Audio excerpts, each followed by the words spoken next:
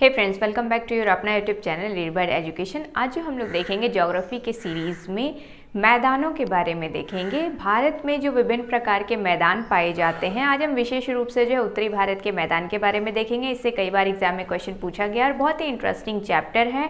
तो हम विशेष रूप से आज उत्तरी भारत के मैदान के बारे में देखेंगे, जिसमें मुख्य रूप से गंगा ब्रह्मपुत्र का मैदान है, आपका पंजाब हरियाणा का मैदान है, राजस्थान का मैदान है, छत्तीसगढ़ का मैदान है। इन सारे मैदानों के बारे में देखेंगे और इसमें से बहुत सारे इंपॉर्टेंट फैक्ट हैं जो कि एग्जाम में पूछे जाते हैं, तो एग्जाम के दृष्टिकोण से बहुत ज़्यादा इंपॉर्टेंट हो जाता है। अगर आपको मेरी आज की वीडियो अच्छी लगी तो मुझे कमेंट करके ज़रूर बताइएगा कि आपने आज की वीडियो से क्या सीखा, और इसे लाइक शेयर करना बिल्कुल ना भूलें और सब्सक्राइब करके जाएं। चलिए चलते हैं अपने आज के टॉपिक में और देखते हैं गंगा ब्रह्मपुत्र का मैदान और विभिन्न प्रकार के मैदानों के बारे में जो कि उत्तरी भारत में स्थित हैं। मैंने एक रफली मैप बना लिया है, स्केल पे नहीं है, बस ऐसे ही रफली है। आप लोग भी बना सकते हैं, ईजी हो जाएगा, काफ़ी ज़्यादा समझना, रटने से कोई फ़ायदा नहीं है। मैंने आपको अपने पुराने वीडियोज़ में भी बताया है कि जब भी आप इस तरह का प्रिपरेशन करें तो एक रफली मैप ज़रूर ड्रॉ कर लें। मैप ड्रॉ करते ही जो है ना, आपके माइंड में एक ओवरऑल सैटेलाइट व्यू बन जाता है कि आपको कैसे पढ़ना है और कहाँ कौन सी चीज़ें जो है स्थित है। चलिए सबसे पहले हम देख लेते हैं मुख्य रूप से कौन से मैदान जो है कहाँ स्थित है।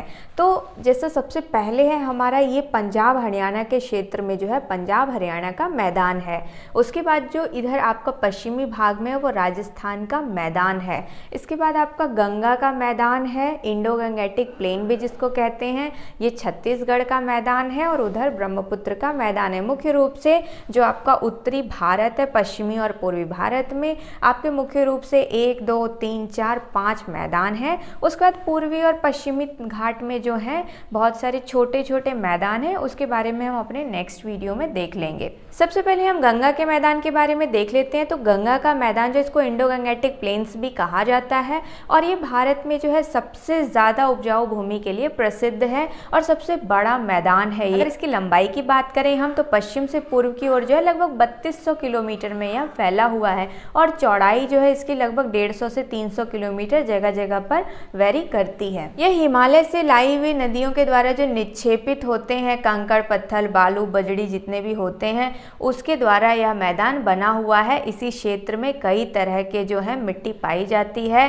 खादर बांगर तराई प्रदेश। इस तरह से हम लोग आगे देख लेंगे कि इंडो गंगेटिक प्लेन में जो है किस तरह की अलग अलग विभिन्न प्रकार की भूमि पाई जाती है और वह उपजाऊ के दृष्टिकोण से कितनी ज़्यादा इम्पॉर्टेंट है। कई बार जब मैं अभी वर्ड्स यहाँ यूज़ करूँगी तो आप लोग देखेंगे कि वो वर्ड्स एग्जाम में कई बार क्वेश्चन में पूछे गए हैं। तो इसी के साथ हम देख लेते हैं इस मैदान का जो विस्तार है वह विशेष रूप से उत्तर प्रदेश, बिहार, झारखंड, पश्चिम बंगाल, बांग्लादेश और कुछ हिस्सा जो है आपका छत्तीसगढ़, मध्य प्रदेश वगैरह में भी है। पर मुख्य रूप से जो इसका विस्तार है वो उत्तर प्रदेश, बिहार, झारखंड, पश्चिम बंगाल और बांग्लादेश में है। लास्ट में है डेल्टाई प्रदेश के रूप में खत्म हो जाता है। इसी के साथ हम एक और फैक्ट देख लेते हैं कि इस मैदान का जो विस्तार है वह इसका ढाल जो है वह विशेष रूप से उत्तर पश्चिम से लेकर के दक्षिण पूर्व की तरफ है। यानी हम देखें तो हिमालय के तरफ से जो है आपका इस तरह से बांग्लादेश के तरफ है, यानी उत्तर पश्चिम से लेकर के दक्षिण पूर्व की तरफ इसका इस तरह से विस्तार है और ढाल है। हमें इस तरह के ढाल और मैदान का जो विस्तार है इसका ज्योग्राफिकल कंडीशन समझना बहुत ज़्यादा ज़रूरी हो जाता है, क्योंकि ज्योग्राफी में जब भी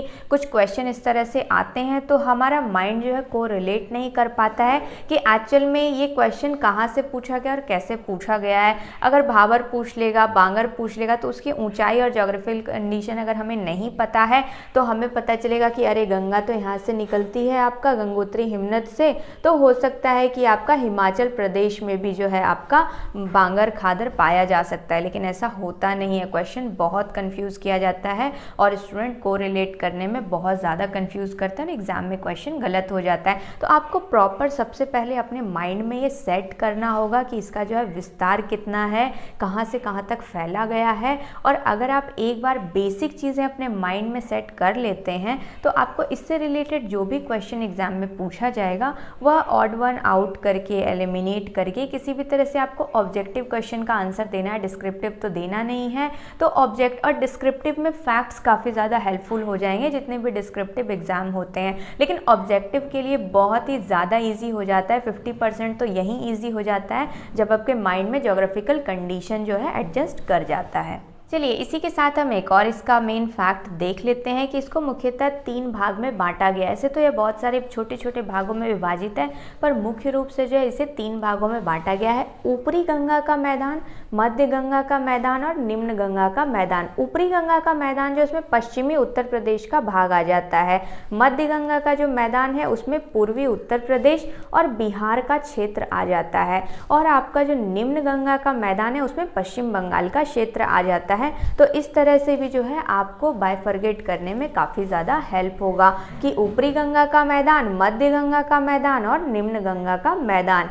पश्चिमी उत्तर प्रदेश, पूर्वी उत्तर प्रदेश और बिहार के साथ है मध्य गंगा का मैदान, और निम्न गंगा का मैदान जो है वो पश्चिम बंगाल है। चलिए इसके बाद हम देख लेते हैं पंजाब हरियाणा का मैदान। पंजाब हरियाणा का मैदान जो है बहुत ही ज़्यादा फेमस है। इसमें बहुत सारे छोटे छोटे फैक्ट हैं, जैसे कि हमने पहले भी चर्चा की है। पंजाब आप जो होता है वह 5 नदियों की भूमि से मिलकर के बना है, इसीलिए इसका नाम जो है पंजाब है। इसी तरह से यहाँ पे दोआब शब्द भी काफ़ी ज़्यादा फेमस है, यानी 2 नदियों के बीच की भूमि जो है, 2 नदियाँ हैं उसके बीच की जो भूमि है वह दोआब कहलाती है। इसी के साथ हम पंजाब हरियाणा के मैदान के बारे में देख लेते हैं कि यह मुख्य रूप से पंजाब हरियाणा से लेकर के दिल्ली तक फैला हुआ है। या हम कह सकते हैं कि दिल्ली से यमुना नदी और इधर रावी नदी के बीच में जो है ये क्षेत्र फैला हुआ है, और बाकी नदियां भी जो है यहीं से क्रॉस की हैं पंजाब की। लेकिन यह मैदान जो है पंजाब हरियाणा का मैदान वह मुख्य रूप से यमुना नदी और रावी नदी के बीच में फैला हुआ है। चलिए इसी के साथ हम मुख्य रूप से जो दोआब भूमि पाई जाती है उसके बारे में भी थोड़ा देख लेते हैं। मुख्य रूप से 5 तरह की दोआब भूमि पाई जाती है। बिस्ट, बारी, रचना, चास और सिंध। ये मुख्य रूप से 2-2 नदियों के बीच की भूमि है। जैसे सबसे पहले हम देख लेते हैं बिस्ट दोआब। तो बिस्ट दोआब जो है वह ब्यास और सतलुज नदी के बीच स्थित है। बारी दोआब जो है वह ब्यास और रावी के बीच में स्थित है। रचना दोआब जो है वह रावी और चिनाब के बीच में स्थित है। इसी के साथ चास दोआब है जो चिनाब और झेलम के बीच में स्थित है। इसी के साथ सिंध सागर दोआब है जो कि झेलम, चिनाब और सिंधु 3 नदियों के बीच में स्थित है। तो मुख्य रूप से हमने देखा कि इस तरह के 5 दोआब जो हैं वह पंजाब में स्थित हैं, और पंजाब खुद 5 भूमियों, 5 नदियों से लाई गई जो मिट्टी है उनके बीच में स्थित है, वह भूमि है, इसीलिए इसका नाम जो है पंजाब पड़ा है। आप मुझे कमेंट करके ज़रूर बताएं कि वो कौन सी 5 नदियाँ हैं जिसके कारण कि पंजाब का नाम पंजाब पड़ा है।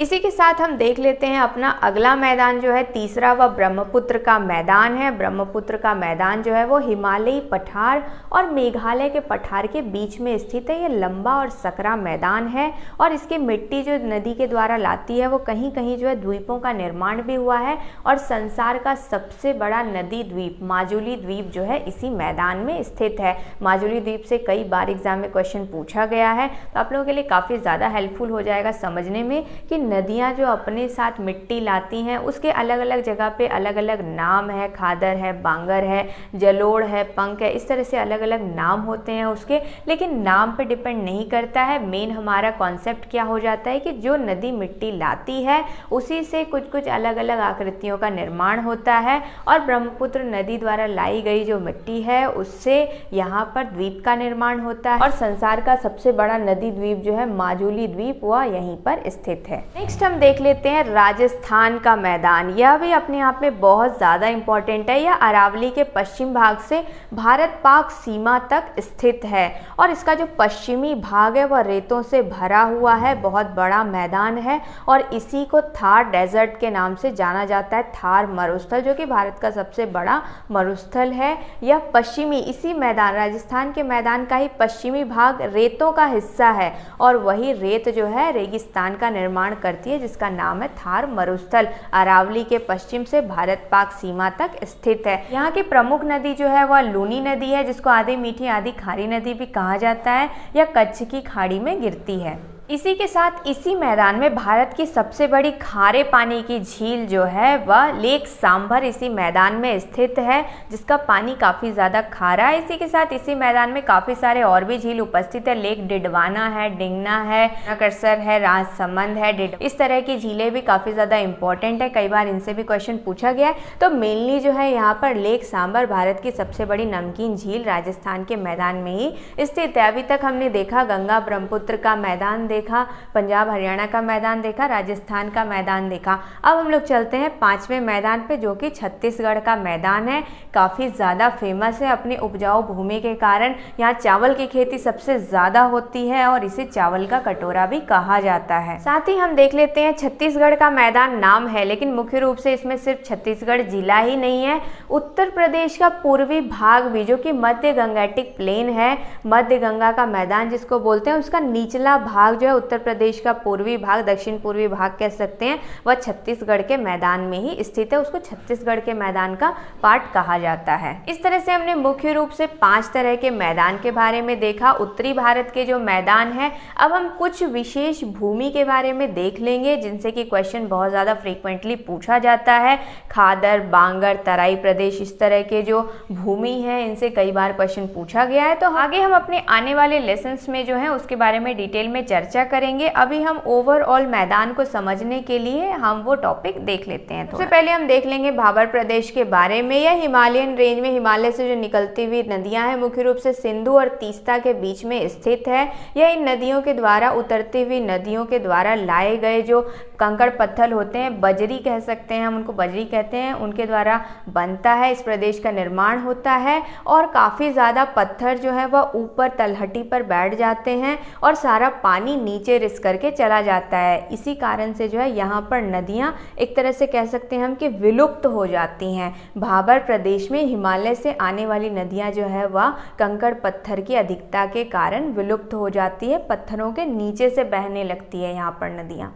साथ ही इसका एक और नाम भी है, इसे शिवालिक का जलोढ़ पंख भी कहा जाता है। इसकी लंबाई जो है काफ़ी ज़्यादा है, 200 से 300 किलोमीटर तक यह लंबा है। चौड़ाई काफ़ी ज़्यादा है नहीं, ज़्यादा से ज़्यादा 8 से 16-17 किलोमीटर तक इसकी चौड़ाई है। लंबाई के क्षेत्र में यह 200 से 300 किलोमीटर लंबा है, शिवालिक का जलोढ़ पंख भी कहलाता है। और हिमालय से आई हुई नदियाँ, जितनी भी उतरती हुई नदियाँ हैं, वह इस क्षेत्र में जो है विलुप्त हो जाती है, कंकड़ पत्थर के नीचे से बहने लगती हैं। नेक्स्ट हम देख लेते हैं तराई प्रदेश। भाबर के दक्षिण में तराई प्रदेश स्थित है। यहाँ जो नदियाँ विलुप्त होती हैं वह नदियाँ जो हैं यहाँ पर दिखने लगती हैं, क्योंकि यह पतले महीन बारीक रेत और मिट्टी और कंकड़ से बना हुआ क्षेत्र है।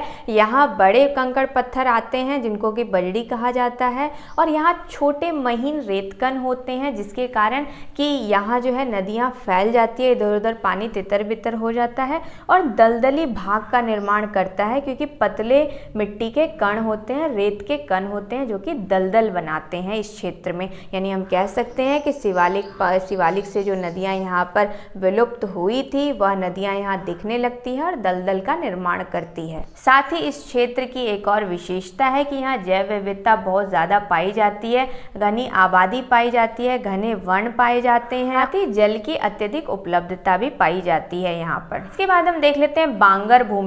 बांगर भूमि जो होती है वो पुराने जलोढ़ से बना हुआ रहता है, और पुराने होने के कारण जो है इसका रंग जो है वो काफ़ी ज़्यादा गहरा होता है। इसी के साथ हम देख लेते हैं रेह भूमि। रेह भूमि जो है बांगर क्षेत्र में कहीं कहीं जो है अत्यधिक सिंचाई होती है, जिसके कारण कि नमकीन जो जल होता है उसका नमक का परत जो है उस भूमि पे जम जाता है। तो वो नमक का परत जहाँ जिस भूमि पर जमता है उसको रेह भूमि कहा जाता है। तो अभी तक हमने देखा भाबर, तराई भूमि, बांगर देखा, रेह देखा। अब हम देखेंगे भूड़ क्षेत्र। भूड़ क्षेत्र जो है वो भी एक विशेष प्रकार की भूमि है। भूड़ क्षेत्र वैसे क्षेत्र को कहते हैं, बांगर क्षेत्र में जो हमने अभी पढ़ा कि बांगर क्षेत्र में जो मिहीन कण होते हैं, ऊपरी परत, वह मृदा अपरदन के कारण जो है वह हट जाते हैं, उड़ जाते हैं, और नीचे कंकड़ीली पथरीली जमीन बचती है, जिसे कि भूड़ क्षेत्र कहा जाता है। यानी रेह और भूड़ क्षेत्र जो है वह बांगर से ही रिलेटेड है।